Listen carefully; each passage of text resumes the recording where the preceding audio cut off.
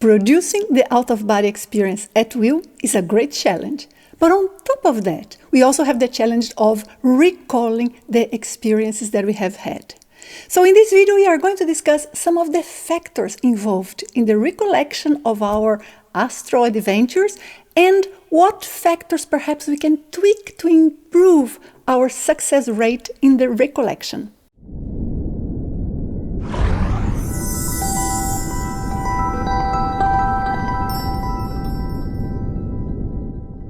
Hi, I am Nancy Trevelato. In this channel, we discuss about the out-of-body experience and all of the different conclusions and factors that the out-of-body experience teach us about life and death. If you're interested in these topics, please take a look at the other videos that I have here. Today we are going to discuss about the recollection of our out-of-body experiences.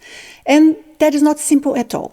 We estimate from different studies and from anecdotal information that probably what we remember is 20% of what actually happens outside the body. One of the research experiments that we have carried out to study the out-of-body experience aimed also to identify how we bring the information of something that we have experienced outside the body and therefore not using the physical brain to the physical brain. In other words, how the brain will decode that information.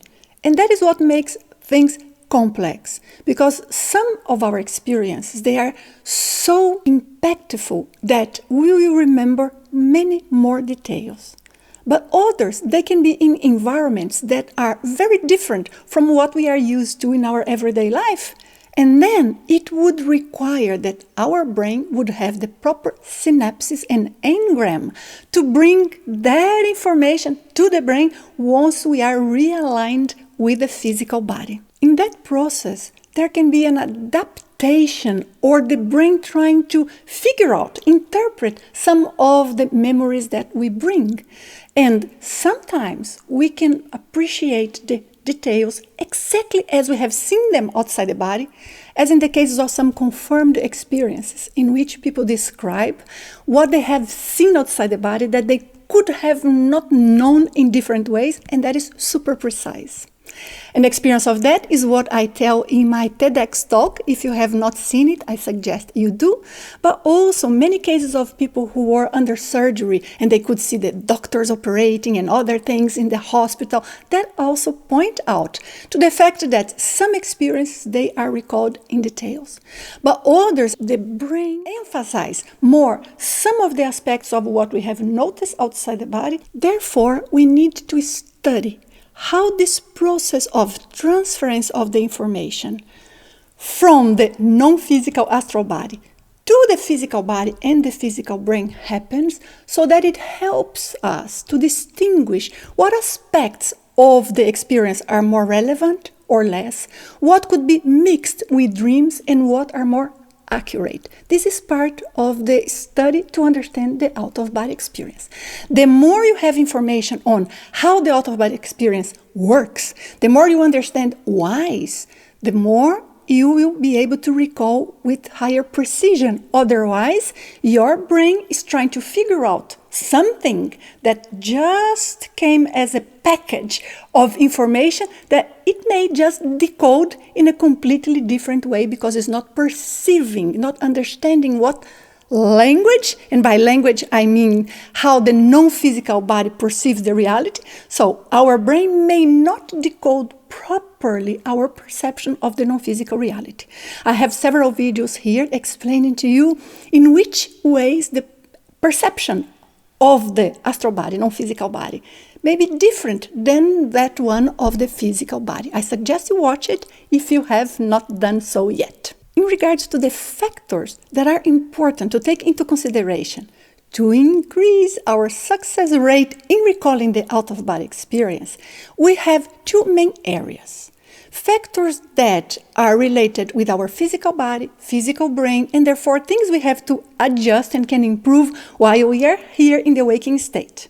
But also we have factors that are related with how we experience our astral travel. And those are related with things that we have to do when we are out there, We have to remember of them when we are out there, and therefore it requires that we have certain degree of lucidity, awareness of the fact that we are in that specific circumstance outside of our bodies. When it comes to things that you can do to improve your recollection here in the everyday life, what I suggest the most, and there are many different factors, but the most common that tend to be more efficient to the majority of people are, number one, that you learn about how the non-physical reality is. So your interest, your study in the out-of-body experience will help a lot.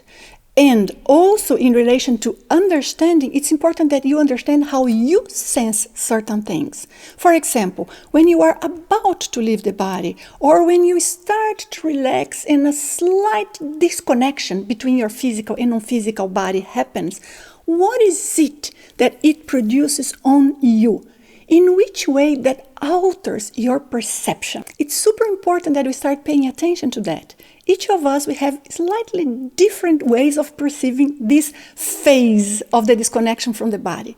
But the more you can put attention on that, the more you program your brain to be conscious of this phase and of the different factors related to the non-physical world that we are all immersed in, but not necessarily are conscious of. In addition, I suggest that you try to do during your everyday life an exercise of awareness, some sort of concentration and focus on the reality of reality, or how real that reality is. In other words, what you are going to do is check inside of yourself, in your mind, at some moments, if what is going on is that way that you are sensing. For example, if you are in a subway going to work, you can think, am I now dreaming? Is this real? What am I seeing? So the more you check yourself and you get used to being very present in the moment,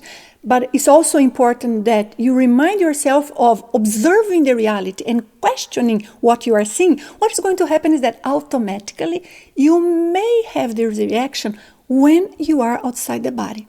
And that is going to bring to you the awareness that you are projected. Because you will say, where am I?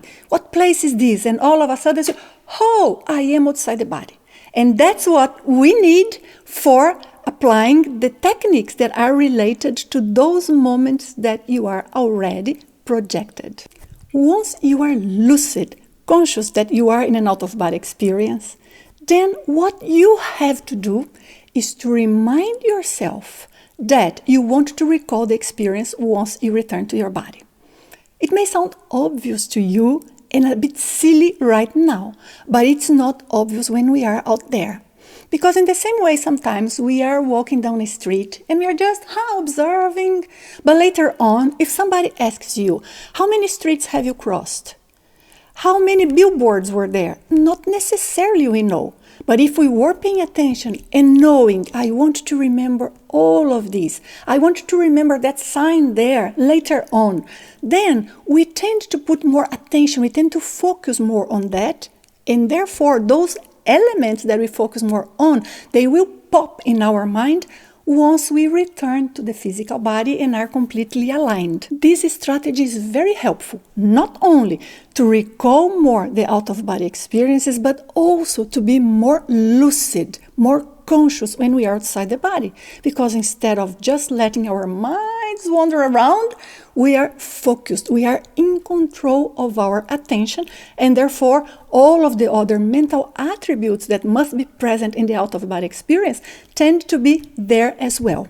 Talking to you about this reminds me of one of the experiences that I had, because one morning I woke up and I was not remembering any experiences specifically.